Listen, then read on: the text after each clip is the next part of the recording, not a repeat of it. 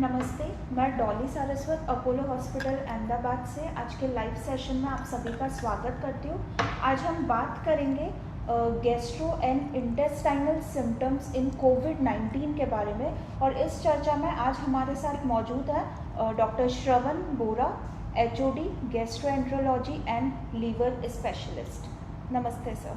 नमस्ते। सर, शुरू करने से पहले एक सबसे कॉमन क्वेश्चन मेरा कि ये नोवल कोरोना वायरस इन्फेक्शन क्या है? ये एक वायरल इन्फेक्शन है। जैसे आपको अपनी ज़िंदगी में कभी जुकाम तो ज़रूर हुआ होगा। जुकाम एक वायरस जनित रोग है, तो कोविड-19 भी एक वायरस है जुकाम की तरह ही, लेकिन ये थोड़ा अलग तरह का है और इसकी कुछ ऐसी खासियत है जिसने पूरी दुनिया को हिला दिया है। सबसे पहले ये वायरल इन्फेक्शन चाइना में दिसंबर के महीने में देखा गया था और उसके बाद में तेज़ी से ये फैलता गया और आज दुनिया के बहुत सारे देशों में, करीब 200 देशों के अंदर ये वायरस फैल चुका है। जी सर। सर, मेरा अगला सवाल ये है कि इस वायरल इन्फेक्शन की क्या खासियत है? हाँ, तो इस वायरल इन्फेक्शन की खासियत ये है, एक तो ये कि कई लोगों के शरीर में ये वायरस होता है लेकिन उनके शरीर में कोई सिम्टम ही नहीं होते हैं, यानी कि वो कम्प्लीटली एसिम्टोमेटिक होते हैं। तो ये बहुत ही खतरनाक सिचुएशन है क्योंकि उनको लगता है कि हम स्वस्थ हैं, लेकिन एक्चुअल में वो स्वस्थ नहीं है, वो ये वायरस दूसरे लोगों को फैला रहे हैं। और दूसरा इसका ये है कि दिस इज़ हाईली कंटेजियस। इसके पहले भी दुनिया में वायरल इन्फेक्शन हुए हैं लेकिन वो इतने ज़्यादा फैलने वाले नहीं थे। ये वायरस ऐसा है कि एक इंसान सैकड़ों लोगों को बहुत आसानी से फैला सकता है। और तीसरा ये है कि ये वायरस जानलेवा भी है। ऐसा नहीं है जुकाम की तरह कि ये हुआ और ठीक हो गया। कुछ लोगों में ये बहुत गंभीर रोग करता है और करीब 3 से 4% रोगी मौत के शिकार हो जाते हैं। तो ये 3 चीज़ें इस वायरस की बहुत ही खासियत है और इसकी वजह से ही पूरी दुनिया इस वायरस से अभी तक जूझ रही है। जी सर। सर, जैसे कोविड-19 ने पूरे विश्व भर में वैश्विक महामारी फैला रखी है, अगर हम किसी वर्ग की बात करें तो कोविड-19 सबसे ज़्यादा कौन से वर्ग को प्रभावित करता है? कोविड-19 इन्फेक्शन नवजात शिशुओं से लेकर के किसी भी उम्र के बुजुर्गों तक देखा गया है और इसकी खासियत ये है कि जैसे जैसे उम्र बढ़ती है इस वायरस के इन्फेक्शन का खतरा बढ़ता चला जाता है। यानी कि जैसे जैसे अपनी उम्र बढ़ती है, पर्टिकुलरली 60 वर्ष के बाद में, तो अपनी बॉडी की इम्यूनिटी कम हो जाती है और जैसे आप 70, 80, 90 की तरफ बढ़ते हो तो आपकी इम्यूनिटी और कम हो जाती है। तो जितनी कम इम्यूनिटी उतना ही कोविड-19 वायरस के इन्फेक्शन का खतरा बढ़ता चला जाता है। तो ये इसकी खासियत है। जी सर। मतलब कोविड-19 का हमारे इम्यून सिस्टम से काफ़ी बड़ा रिलेशन है। सर, मेरा अगला क्वेश्चन ये है कि कोविड-19 के मुख्य लक्षण क्या हैं? कोविड-19 जो वायरस है वो मुख्यतया अपने रेस्पिरेटरी सिस्टम यानी कि श्वसन तंत्र पे अटैक करता है और इसके जो मुख्य लक्षण है जो कि ज़्यादातर लोगों में देखे गए हैं वो है खांसी, बुखार और बाद में जाकर के सांस की तकलीफ। मतलब ज़्यादातर लोगों को गले में खराश, खांसी और बुखार की तकलीफ होती है, लेकिन कुछ लोगों में सांस की तकलीफ होती है। जिन लोगों में सांस की तकलीफ हो रही है इसका मतलब उनकी बीमारी ज़्यादा है, उनके लिए जान का खतरा ज़्यादा है। और इसके अलावा फिर कुछ और सिम्टम भी देखे गए हैं। श्वसन तंत्र के अलावा ये पाचन तंत्र को भी अफेक्ट करता है। कुछ लोगों में पाचन तंत्र के सिम्टम्स भी देखे गए हैं, जैसे भूख नहीं लगना, जी मिचलाना, उल्टी होना, पेट में दर्द होना और दस्ते लगना, ये पाचन तंत्र के लक्षण हैं। और इसके अलावा कुछ और भी लक्षण हैं, जैसे कुछ लोगों को अपने खाने का स्वाद ठीक से मालूम नहीं पड़ता, यानी कि आपका टेस्ट का जो परसेप्शन है वो बदल जाता है। और कुछ लोगों को अपने नाक से सूंघने की शक्ति है, जो स्मेल का जो सेंसेशन है वो बहुत कम हो जाता है या ख़त्म हो जाता है। तो ये कुल मिला के इतने सारे लक्षण कोविड-19 वायरस इन्फेक्शन की वजह से देखे गए हैं। जी सर। सर, ये तो एक मुख्य जानकारी हुई कोविड-19 के बारे में। आज जैसा हमारा सेशन जिसके ऊपर है कि कोविड-19 कैसे हमारे पाचन तंत्र को प्रभावित कर रहा है, तो मेरा क्वेश्चन ये है कि कोविड-19 का हमारी गैस्ट्रो इंटेस्टाइनल सिस्टम, जिसे हम पाचन तंत्र भी कहते हैं, इससे क्या संबंध है? मतलब ये जो कोविड-19 वायरल इन्फेक्शन है, वैसे तो पूरे शरीर में उसका असर आता है, क्योंकि जैसे ये वायरस अपने शरीर में जाता है तो बॉडी से कुछ केमिकल्स रिलीज़ होते हैं और उस केमिकल्स की वजह से अपने को थकान लगना, भूख नहीं लगना, जी मिचलाना, उल्टी जैसा सेंसेशन होना, पेट में दर्द होना और दस्ते लगना, ये मुख्यतया गैस्ट्रोइंटेस्टाइनल सिम्टम्स देखे गए हैं। करीब 20% लोगों में दस्त की संभावना देखी गई है।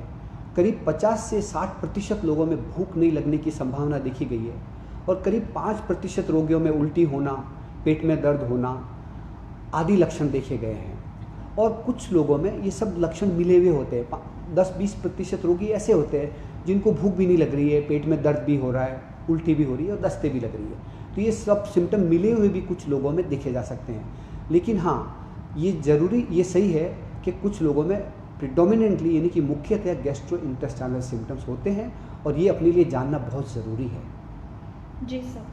सर, अगर हम मुख्य तौर पे बात करें तो पाचन तंत्र यानी गैस्ट्रोइंटेस्टाइनल सिस्टम से रिलेटेड ऐसे कौन से मुख्य लक्षण हमको देखने को मिल सकते हैं? वही है, भूख नहीं लगना, जी मिचलाना, उल्टी होना, पेट में दर्द होना और दस्ते लगना, ये मुख्य लक्षण है जो कि पाचन तंत्र से संबंधित है और जो कि देखे गए हैं मुख्यतया। जी सर। सर, मेरा नेक्स्ट क्वेश्चन, क्या कोविड-19 रोगी को सिर्फ गैस्ट्रोइंटेस्टाइनल सिम्टम्स ही हो सकते हैं? हाँ, देखिए, अभी बहुत सारी जागृति अपने समाज में है और हर आदमी जानता है कि कोविड की वजह से खांसी होती है, बुखार होता है और श्वास की तकलीफ हो सकती है। लेकिन सब लोग नहीं जानते कि दूसरे सिस्टम भी इसमें अफेक्टेड होते हैं और यही मुझे समझाना आज मैं अपना फ़र्ज समझता हूँ। तो कुछ लोग ऐसे होंगे, करीब 3 से 5% रोगी जिसमें खाली गैस्ट्रोइंटेस्टाइनल सिम्टम होंगे, यानी उनको न श्वास की तकलीफ होगी, न खांसी होगी, न बुखार होगा, खाली गैस्ट्रोइंटेस्टाइनल सिम्टम होंगे। तो यस, 3 से 5% लोगों में खाली गैस्ट्रोइंटेस्टाइनल सिम्टम ही होंगे और अगर उनको शुरू से उनके ऊपर ध्यान नहीं दिया जाए तो कोविड-19 का डायग्नोसिस कम्प्लीटली मिस हो सकता है। तो हांगकांग के अंदर और चाइना के अंदर बहुत बड़े अनुसंधान हुए हैं पिछले कुछ महीनों के अंदर और जो रिसर्च पेपर पब्लिश हुए हैं उसमें उन्होंने इस बात को एम्फेसाइज किया है कि कुछ लोगों में खाली गैस्ट्रोइंटेस्टाइनल सिम्टम्स ही होते हैं और इसको हम सबको ध्यान में रखना है, ताकि अगर किसी को कोई हाई रिस्क पेशेंट है, जैसे किसी के पड़ोसी में, किसी के दोस्त को, किसी के परिवार में या किसी के वर्क प्लेस में अगर किसी को कोविड-19 इन्फेक्शन हुआ है और आप अगर किसी वजह से उनके संपर्क में आए हैं और आपको अगर गैस्ट्रोइंटेस्टाइनल सिम्टम्स ही है तो भी आपको कोविड-19 वायरस का इन्फेक्शन हो सकता है। ये आपके लिए जानना ज़रूरी है। और अगर आप किसी के संपर्क में आए हैं और आपको प्रिडोमिनेंटली गैस्ट्रोइंटेस्टाइनल सिम्टम्स है जो 4-5 दिन तक रह रहे हैं, ऐसा नहीं कि आज हुए और कल ठीक हो गए, अगर 4-5 दिन तक रह रहे हैं और आपको समझ में नहीं आ रहा है कि ये सिम्टम कहाँ से आए, तो ऐसे में कोविड-19 की संभावना बनती है और ऐसे लोगों को डॉक्टर से संपर्क करके जांच करा के देखना चाहिए कि कहीं उनको कोविड-19 वायरस इन्फेक्शन तो नहीं है, हालांकि इसकी संभावना कम है। जी सर। जैसे अभी आपने पाचन तंत्र से जुड़े कुछ लक्षण हमें बताए, जैसे आपने डायरिया भी अभी हमें बताया, तो क्या कोविड-19 संक्रमण में डायरिया कितना कॉमन है? कोविड-19 के जो अगर आप 100 पेशेंट को देखें तो उसमें से करीब 20% को डायरिया होगा ही होगा। जनरली ये डायरिया माइल्ड होता है, यानी कि आपको 3-4 बार दस्ते लगेगी लेकिन पानी जैसी दस्ते नहीं लगेगी, सेमी सॉलिड लूज मोशन होंगे आपको। तो करीब 20% लोगों में जिनको कोविड वायरस इन्फेक्शन है उनमें डायरिया देखा गया है। तो ये एक इम्पॉर्टेंट लक्षण है और हमारे लिए जानना ज़रूरी है। जी सर। सर, जैसे आपने अभी ये लक्षण बताए, तो हम ये कैसे पता लगाएंगे कि ये गैस्ट्रोइंटेस्टाइनल सिम्टम्स यानी पाचन तंत्र से जुड़े ये लक्षण कोविड-19 की वजह से ही है? हाँ, मैं आपको पहले भी बता चुका हूँ कि अगर आपके किसी से कांटेक्ट की हिस्ट्री है, चाहे वो आपके फैमिली में है, आपके दोस्तों में है, आपके वर्क प्लेस में है या आपके घर में है, जिसको कोविड-19 वायरस इन्फेक्शन हुआ है और फिर आपको अगर गैस्ट्रोइंटेस्टाइनल सिम्टम्स है तो you fall into the high risk category और आपकी जांच करके ये देखना होगा कि आपको ये गैस्ट्रोइंटेस्टाइनल सिम्टम्स कोविड वायरस की वजह से तो नहीं है। और जनरली कोविड वायरस की वजह से अगर गैस्ट्रोइंटेस्टाइनल सिम्टम्स है तो वो थोड़े लंबे समय तक रहेंगे, 2, 3, 4, 5, 7 और 10 दिन तक भी रह सकते हैं। जबकि सामान्य जो अपने को खान पान से गैस्ट्रोइंटेस्टाइनल सिम्टम होते हैं वो 6 से 12 घंटे में या 24 घंटे में खुद ही ठीक हो जाते हैं बिना दवाई लिए हुए, तो वो एक अलग चीज़ हो जाती है। लेकिन कोविड के सिम्टम थोड़े परसिस्टेंट होते हैं, उसके साथ में आपको थकान लगेगी, उसके साथ में आपको हल्का बुखार हो सकता है, आपकी भूख एकदम कम हो जाएगी, और ये सब चीज़ें अगर परसिस्टेंट है और आप अगर हाई रिस्क कैटेगरी के अंदर है कि आप किसी के संपर्क में आए हैं, तो फिर आपके सिम्टम जो गैस्ट्रोइंटेस्टाइनल सिम्टम्स है वो कोविड की वजह से हो सकते हैं और आपकी जांच करवानी चाहिए। जी सर। सर अगर कोई कोविड-19 पॉजिटिव पेशेंट आता है और उसे साथ में ये पाचन तंत्र से जुड़े लक्षण भी हैं, क्या ये बहुत सीरियस प्रॉब्लम हो सकती है? जनरली ज़्यादातर लोगों को कोविड की वजह से रेस्पिरेटरी सिम्टम्स होते हैं, पर कुछ लोगों को गैस्ट्रोइंटेस्टाइनल सिम्टम्स भी होते हैं। तो जो ये 4 महीने से काफ़ी अनुसंधान चल रहा है और उसमें जो पेपर पब्लिश हुए हैं, तो उसमें उन्होंने ये देखा है कि जिन लोगों को रेस्पिरेटरी के साथ में अगर गैस्ट्रोइंटेस्टाइनल सिम्टम्स है तो ये अच्छी खबर नहीं है, ये अच्छी बात नहीं है। ये वो लोग हैं जिनमें कॉम्प्लिकेशन की संभावना ज़्यादा होगी। तो कोविड में जो कॉम्प्लिकेशन होते हैं, जो सीरियस कॉम्प्लिकेशन होते हैं, जो लाइफ थ्रेटनिंग कॉम्प्लिकेशन होते हैं, जैसे कि जिनको बायलैटरल निमोनिया हो जाता है, उसके बाद में वो सीरियस हो जाते हैं, उनको आईसीयू में रखना पड़ता है। तो ऐसा देखा गया है कि जिनको रेस्पिरेटरी के साथ में अगर गैस्ट्रोइंटेस्टाइनल सिम्टम्स है तो उन लोगों में कॉम्प्लिकेशन की संभावना ज़्यादा होती है और उन लोगों को जान का खतरा ज़्यादा होता है। तो येस, इट इज़ इम्पॉर्टेंट, ये जानना ज़रूर इम्पॉर्टेंट है कि कोविड पेशेंट को गैस्ट्रोइंटेस्टाइनल सिम्टम्स है या नहीं, क्योंकि जान का खतरा इसके साथ बढ़ जाता है। जी सर। अगर किसी व्यक्ति के अंदर ये पाचन तंत्र से जुड़े लक्षण मौजूद हैं, ऐसे में उसे क्या प्रिकॉशन लेने चाहिए घर के अंदर? अगर गैस्ट्रोइंटेस्टाइनल सिम्टम्स किसी पेशेंट को है और चाहे उसका कोविड हुआ या नहीं हुआ, एक तो ये कि आपको हल्का खान पान लेना चाहिए, पानी ज़्यादा पीना चाहिए, अभी गर्मी का समय है, भारी खाना नहीं खाना चाहिए, और अगर आपका कॉन्टैक्ट से कुछ ऐसा संपर्क है जिसको कोविड इन्फेक्शन हुआ है, तो फिर आपके सिम्टम कोविड-19 की वजह से है, तो ऐसे में तो आपको अपनी जांच करवानी चाहिए। और फिर आपको ये भी ध्यान रखना है, ये जांच करवा के देखना है कि आपको कोविड-19 इन्फेक्शन है कि नहीं। और दूसरा, जिनको गैस्ट्रोइंटेस्टाइनल सिम्टम्स की वजह से अगर डायरिया यानी कि लूज मोशन यानी कि आपको दस्ते लग रही है, तो ऐसे में आपको खुले में शौच नहीं करना चाहिए, क्योंकि ये स्टूल आपका, इसके अंदर भी वायरस होता है। अभी इस बात के ऊपर थोड़ा डिबेट चल रहा है कि क्या कोविड-19 वायरस के पेशेंट का स्टूल दूसरे को इन्फेक्शन फैला सकता है कि नहीं, ये अभी भी डिबेट चल रहा है, लेकिन इसकी संभावना ज़रूर है। तो अभी फ़िलहाल जब तक कि ये मामला पूरा निश्चित नहीं हो जाता, अपने को स्टूल डिस्पोजल का पूरा ध्यान रखना है, यानी कि खुले में शौच नहीं करना है, बेसिकली स्टूल डिस्पोजल ठीक से करना है। टॉयलेट जाने के बाद में अपने हाथों को अच्छी तरह से साबुन से धोना है और सैनिटाइज़र से ठीक साफ़ करना है, क्योंकि स्टूल अगर सोर्स ऑफ इन्फेक्शन है तो ये बहुत ही अलग ही चैप्टर है और उस समय ही इसका सही जवाब देगा। लेकिन हाँ, अपने को स्टूल डिस्पोजल का पूरा ध्यान रखना है। जी सर।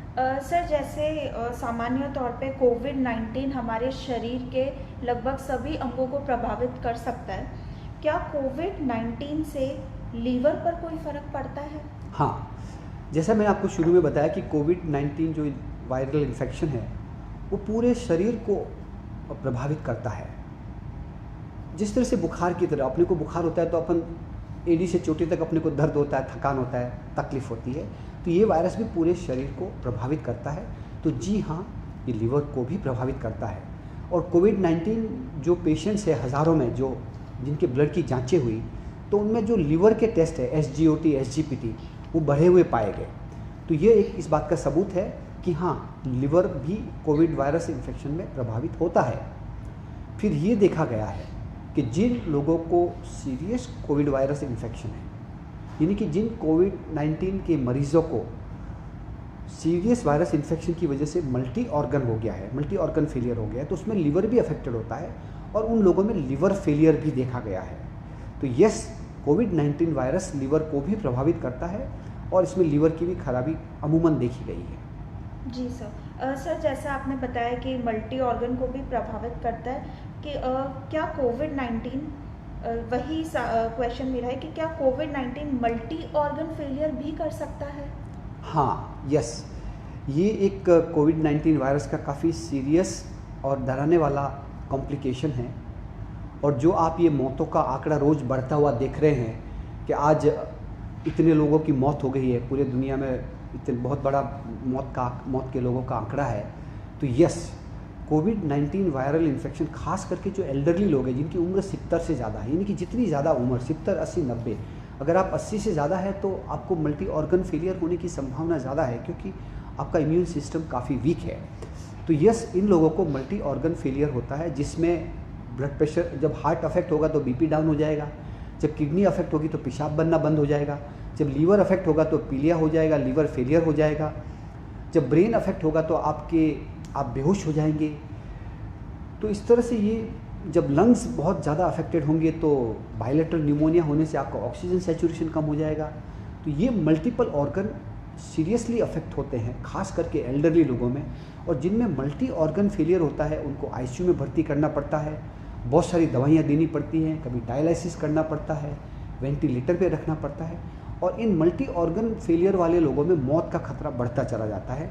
और ये वो लोग हैं जो कोविड की वजह से इस दुनिया से अलविदा हो जाते हैं, जो कि बहुत ही एक खतरनाक कॉम्प्लिकेशन है। जी सर। सर मेरा अगला क्वेश्चन ये है कि अगर कोई कोविड-19 संक्रमित मरीज है, क्या उसका स्टूल भी सोर्स ऑफ इन्फेक्शन बन सकता है किसी सामान्य व्यक्ति के लिए?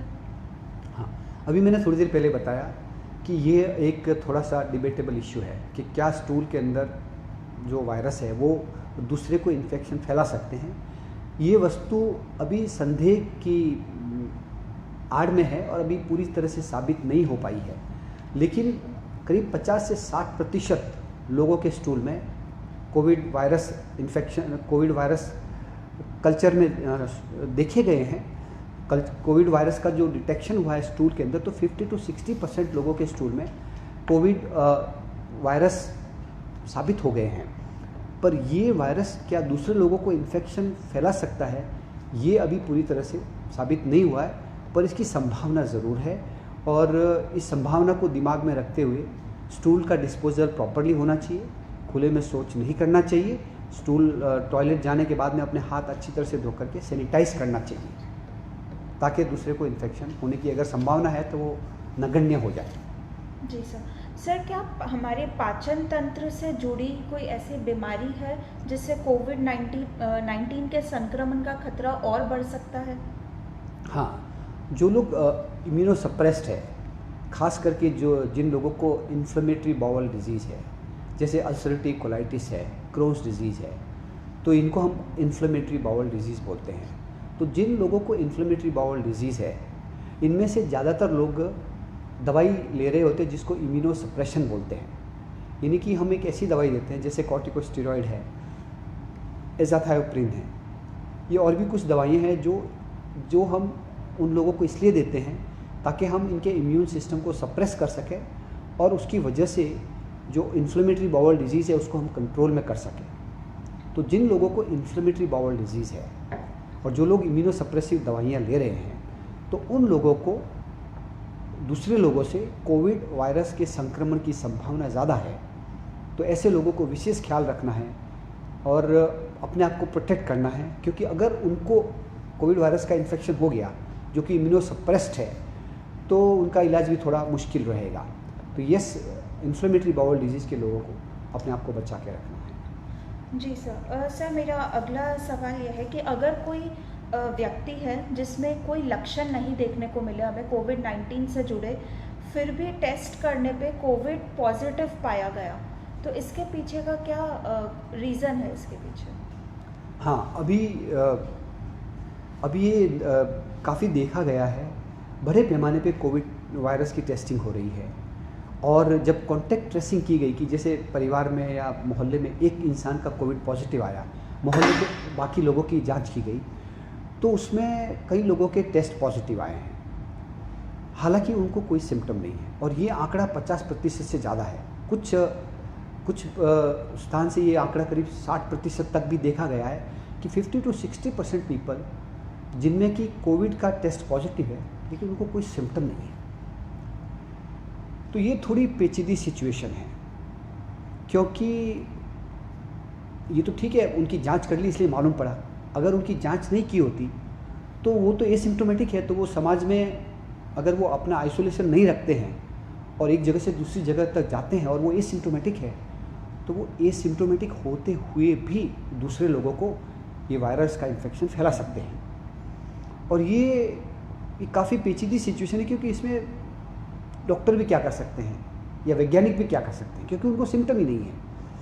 तो बेसिकली ये एक चैलेंज है समाज के लिए और साइंटिस्ट के लिए और डॉक्टर्स के लिए कि इसका क्या करना है। लेकिन हाँ, ये तो सही है कि अगर कोई कोविड पॉजिटिव है, चाहे उसको सिम्टम है या नहीं, उसको आइसोलेशन की ज़रूरत है, क्योंकि this person is infectious to other people, it is very well known. तो इसलिए उसको स्ट्रिक्टली आइसोलेट करके वो सब प्रिकॉशन रखने हैं जो एक मरीज़ के साथ हम रख रहे हैं। और जब तक वो नेगेटिव नहीं हो जाता तब तक उसका आइसोलेशन रखना होगा, और जब नेगेटिव हो जाए तभी हम आइसोलेशन को बंद कर सकते हैं। तो ये काफ़ी चैलेंजिंग इश्यू है, पर isolation is very important, otherwise this person is infectious, he can spread the disease to other people, and that can be a serious problem. जी सर, अगर कोई पेशेंट है जिसका रिसेंटली या थोड़े टाइम पहले ही लीवर ट्रांसप्लांट हुआ है, ऐसे में और अभी कोविड-19 का जो दौर चल रहा है, ऐसे में क्या सावधानियां बरतनी चाहिए? हाँ, अगेन जिनका लीवर ट्रांसप्लांट हुआ है तो वो बहुत सारी इम्यूनोसप्रेसिव मेडिकेशंस पे होते हैं, और अगर उनका लीवर ट्रांसप्लांट 6 महीने 3 महीने पहले हुआ है तो ठीक है। अगर बहुत अभी रिसेंटली हुआ है तो obviously they are on a higher doses of immunosuppression. So those patients who are on a higher doses of immunosuppression, which is liver transplant is one of the situation where they are on good doses of immunosuppression to protect the rejection of the liver. तो ऐसे लोगों में कोई भी infection का खतरा ज़्यादा होता है, चाहे वो बैक्टीरियल इन्फेक्शन है चाहे वायरल इन्फेक्शन है। तो ऐसे लोगों को कोविड-19 चूँकि एक वायरस है तो ये उसकी भी संभावना नॉर्मल से ज़्यादा रहेगी। तो इसलिए उन लोगों को अपने आप को काइंड ऑफ आइसोलेशन में रखना है, ताकि उनका किसी तरह से कोविड-19 के रोगियों से एक्सपोजर नहीं हो और उनको ऐसे वायरस का एक्सपोजर नहीं मिले तो ही अच्छा है, क्योंकि इम्यूनोसप्रेशन की वजह से yes they are at a higher risk of acquiring the COVID-19 virus infection also. Ji sir, sir क्या कोविड-19 खाद्य पदार्थ जो फूड आर्टिकल्स हम जो भी यूज़ करते हैं उनसे भी फैल सकता है? अगेन ये भी बड़ा पेचीदा सवाल है, लेकिन इसमें hygiene is very important. Hand hygiene जो अपने को बचपन से सिखाई जा रही है कि बार बार हाथ धोना, हाथों को साफ रखना, क्योंकि our 12 fingers are the biggest source of infection and they are the biggest carrier of infection. तो जो खाद्य पदार्थ की जो चीज़ें अपन बाज़ार से लाते हैं, खास करके जैसे वेजिटेबल्स, फ्रूट्स है, तो they are handled by so many people. And अभी मैंने जो आपको बताया कि एसिम्प्टोमेटिक कैरियर भी होते हैं। तो अगर कोई फ्रूट वेंडर या वेजिटेबल वेंडर एसिम्प्टोमेटिक कैरियर है and he is carrying infection in his 12 fingers and he is handling the fruits and vegetables, तो यस, ये संभावना तो बनती है कि हाँ, उसके हाथों से ये फ्रूट्स वेजिटेबल में इन्फेक्शन जा सकता है। तो अभी आप कहाँ से ख़रीद रहे हैं, उसको इन्फेक्शन है या नहीं, ये तो साबित करना बड़ा मुश्किल है। लेकिन यस, अपने को पूरा प्रिकॉशन रखना है कि आप जो भी फल सब्जी लाते हैं उसको अच्छी तरह से धोना है, साफ़ सफाई से धोना है, उसको छील के यूज़ करना है, गर्म पानी से धोना है, और जहाँ तक हो सके उसको आप जितना अच्छी तरह से साफ़ सफाई करेंगे वही आपके लिए अच्छा है।